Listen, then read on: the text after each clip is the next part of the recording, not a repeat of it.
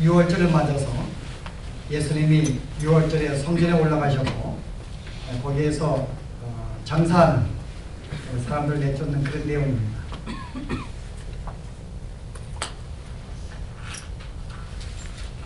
여러분, 오늘 이 내용을 여러분이 이해하기 위해서 특별히 여러분들이 기억해야 될 말씀이 하나 있는데요. 지금 잘 보시면 본문에 사건이 두 개가 나옵니다. 하나는 예수님이 성전을 정화하는 장면이 나와요. 근데 그 장면을 생각하고 제자들이 그 후에 이것은 이런 내용이었구나 라고 상기하는 내용이 있습니다. 그게 몇 절인가요? 보시면은 17절에 제자들이 성경 말씀에 주의 전을 사모하는 열심이 나를 삼키리라 한 것을 기억하더라. 시편 69편에 있는 말씀, 여러분이 한번 보실래요? 어떤 내용인지.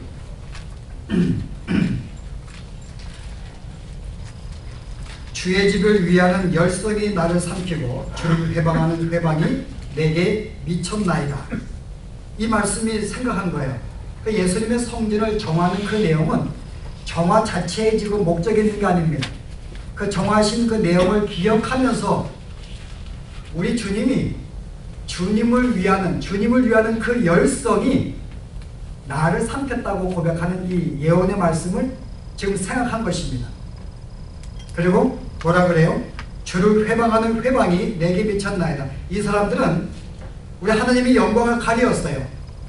그 영광에 가르는 그 영향력이 내게도 미쳤나이다 라는 말씀을 기억하고 이 말씀을 기억했습니다. 그 오늘의 핵심적인 내용은 성전 정화의 내용보다도 그 사건을 보고 회상한 이 내용이 오늘 우리에게 주려고 하는 교훈입니다.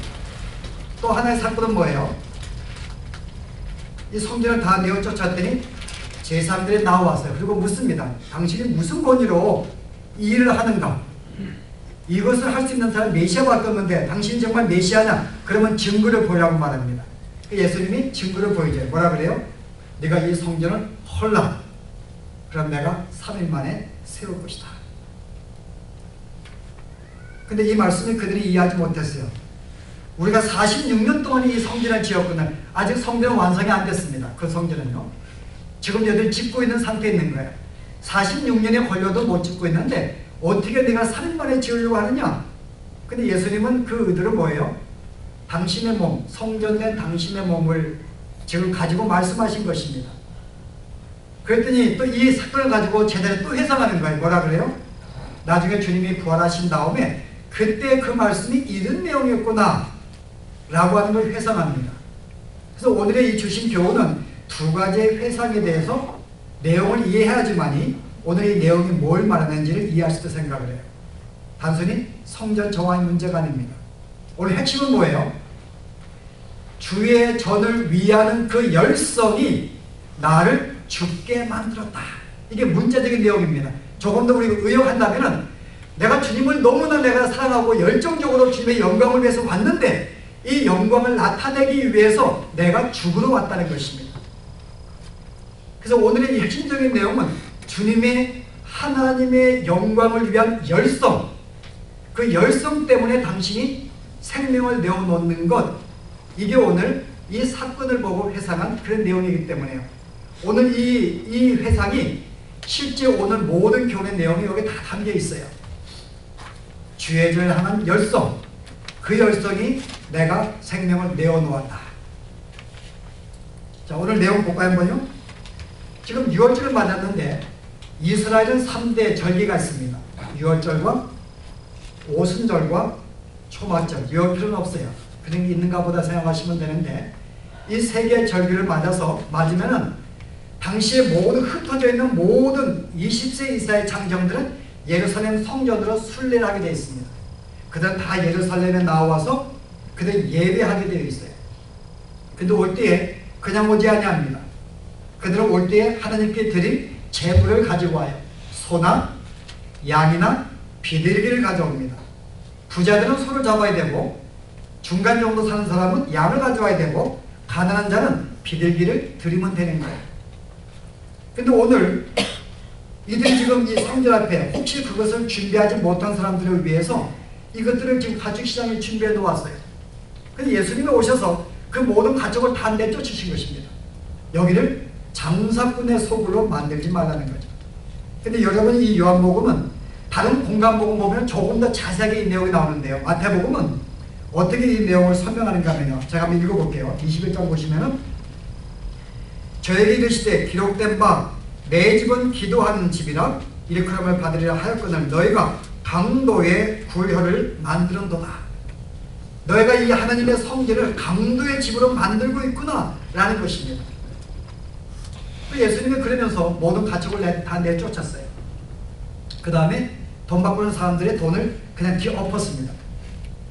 예수님이 굉장히 지혜로우신 것 같아요. 그거를 집어가서 던져버리면 그 주인이 또 항의할 수 있는데 돈 차려달라고 그냥 앞에 주워가라고 해줬습니다. 비둘기는요, 그거는 쫓아버릴 수가 없어요. 주인 보고 가져가라고 명합니다. 주님을 향한 열심 때문에. 주님이 왜 이렇게 했을까요, 여러분? 분명히 이것은 예배를 순례하러 오는 사람들, 일주가 한 주간 동안 걸어오는 사람들을 위해서 편리함을 제공해 주는 것들인데 왜 예수님은 그 일에 분노하였을까요? 우리가 그 내용을 이해하시면 됩니다. 오늘 누가 나왔어요? 제사장 나왔습니다. 네가 무슨 권리로 이 일을 하느냐?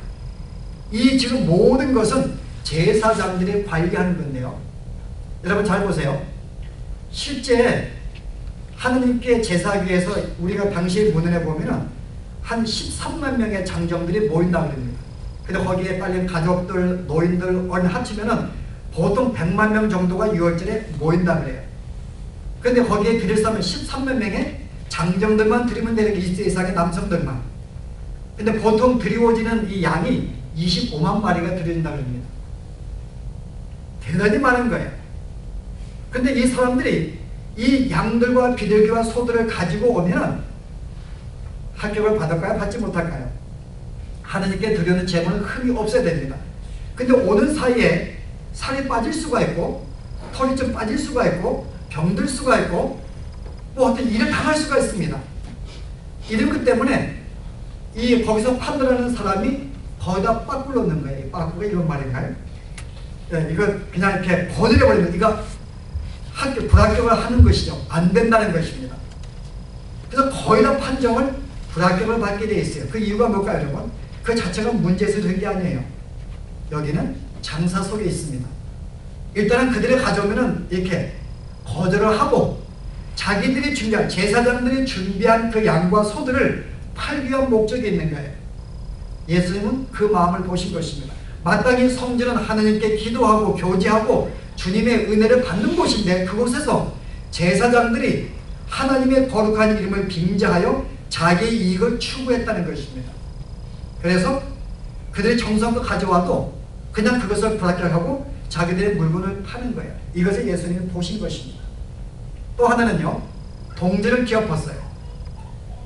이 사람들이 성전에 들어가려면 반세겔을 바쳐야 됩니다. 반세겔은 그 당시 노동자가 이틀 동안 번 돈이에요. 오늘날로 얼마예요? 하루에 100불 번다면 하루에 200불 정도의 이 성전세를 내고 들어가야 됩니다. 거기 모든 사람들이에요. 그런데 이스라엘에 모두 흩어져 있는 많은 유대인들은 그들은 유대인의 돈을 쓰지 않았어요. 그들은 로마의 황제가 그림이 그려있는 지폐나 동전을 사용했습니다. 근데 이것은 하나님의 성전에 드리기에는 부정하다고 생각하고 그들은 받지 않았어요. 그래서 그들이 그것을 가져오면 자기들이 쓰는 로마 황제가 얼굴이 있는 그 지폐를 가져오면 어떻게 해요? 유대인의 동전으로 바꾸는 것입니다. 그걸 위해 지금 돈 바꾸는 사람들이 있는 거예요. 얼마나 좋은 일이에요. 그들은 이 반세겔, 유대인 돈이 없기 때문에 자기들이 쓰는 걸 바꿔주는 건 좋은 의미가 있습니다. 그걸 바꿔줘 쓰도록 해요. 근데 문제는 뭔가 하면 거기에 당시의 기록에 보면 50%의 수수료를 떼고 바꿔줍니다. 그러면 얼마예요? 200불을 바꾸기 위해서 100불을 더 내야 되는 거예요. 300불입니다. 이것은 거기에 있는 순례자들의 어떤 편의를 위해서 제공한 것이 아니고 제사장들이 자기 이익을 위하여 실은 이것은 장사하고 있는 것입니다. 그래서 주님이 정말 이 하나님의 성전은 주님이 영광 받으셔야 되는데 정말 주님의 은혜가 임하고 주님이 기뻐하고 감격하는 교제하는 그런 시간이 돼야 되는데요. 여기를 주님의 성전을 빙자해서 제사장들이 자기 이익을 추구하는 장소로 만들었던 것입니다. 여기에 주님이 분노했던 거예요. 근데 여러분이 오늘 이 내용은 여러분이 다른 복음서에 보시면 이 내용을 조금 다르게 설명합니다. 뭐라 그럴까 하면은 오늘 예수님이 너희가 이것을 하나님의 집인데 장사꾼 만들지 말라고 선포하셨는데요. 다른 복음서에는 다르게 표현해요. 제가 하나 내용 읽어볼까요? 뭐라고 했는가? 그 21장의 마태복음 보시면은 제가 읽습니다.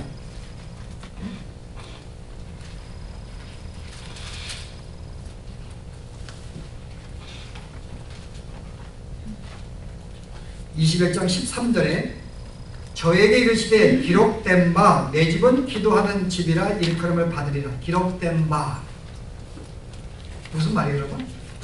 지금 요한복음은 이 집은 하나님의 집이다 라고 선포하셨는데 다른 복음서에는 기록된 바 이 집은 하나님의 집이라고 일컬음을 받아야 할 것이다. 옛날에 구약에 있는 말씀을 인용해서 그들에게 이 말씀을 하셨어요. 인용했다는 것은 무엇인가 구약시대에도 이와 같은 사건이 있었다고 하는 것입니다. 그래서 그 사건을 기억하고 그 말씀을 다시 인용하신 거예요. 그래서 오늘 여러분이 이 내용을 이해하기 위해서는 그 당시 어떤 사건이 있었는가, 동일한 사건들이, 여러분이 역대하 34장에 보시면은 요아스 왕이 나옵니다. 그가 어린 나이에 왕이 되었는데 왕이 되자마자 그는 제일 먼저 하나님의 성전을 깨끗하게 정비를 해요. 그 사이에 자기의 부모님들이, 왕이들이잖아요, 부모들이 성전에 우상을 만들어 놓고 문을 닫아 놓고 아주 부정하게 만들어 놓았어요. 근데 요아스가 왕이 되자마자 그 성전을 굉장히 정밀하게 만듭니다. 청소를 하고 부서진 문들을 고치기도 하고 성전을 정밀하게 만들어요. 그리고 그 다음 장에 보면은 모든 백성을 불러서 유월절 행사를 올바로 지키자고 명령합니다. 그래서 34장은 성전을 정밀하게 만드는 장면이 나오고 35장은 유월절 행사를 깨끗하게 치우는 그런 내용이 나와요. 오늘 이 내용을 지금 생각한 것입니다. 그런데 그 당시에 활동한 선자가 있었어요. 예레미야입니다. 그 하나님이 예레미야를 불렀어요. 그리고 하는 말이 너는 지금 성전 앞에 가서 이렇게 외치라고 말합니다. 자, 뭐라고 외쳤을까요 여러분? 보실래요 한번? 예레미야 7장 보시기 바랍니다. 성전을 정밀하게 만든 다음에 이제 백성들이 거기에 예배하러 가려고 하는데요, 하나님이 예레미야에게 그 앞에 서서 이렇게 외치라고 말합니다. 마땅히 성전 정밀하게 되었고 지금 유월절 행사 치르는 하나님 보시기에 아름다운 모든 업장을 남기었어요. 기뻐하고 즐거워합니다. 하나님 보시기에 아름다웠어요. 그런데 제사장을 하나님이 선대를 보내서 이렇게 말하는, 한번 보실래요? 예레미야 7장 1061페이지입니다. 제가 1절부터 볼까요? 여호와께서 예레미야에게 말씀이 임하니라. 동시에 이제 예레미야를 부르십니다. 너는 여호와의 집 문 앞에 서서 이 말을 선포하여 이르기를 여호와께 경배하러 이 문으로 들어가는 유대인아 다 여호와의 말씀을 들으라. 자, 이제 이 성전에 들어가는 모든 유대인들아 내 말을 들을지어다. 그 말이 뭐예요? 만군의 여호와 이스라엘의 하나님이 이같이 말씀하시되 너의 길과 행위를 바르게 하라. 그리하면 내가 너희로 이곳에 거하게 할 것이다. 너는 이 땅의 삶을 살 때 바르게 살아, 정직하게 행하고 거룩하고 의롭게 살아. 그러면 내가 이 성전에 내가 너희로 들어가게 만들 거야.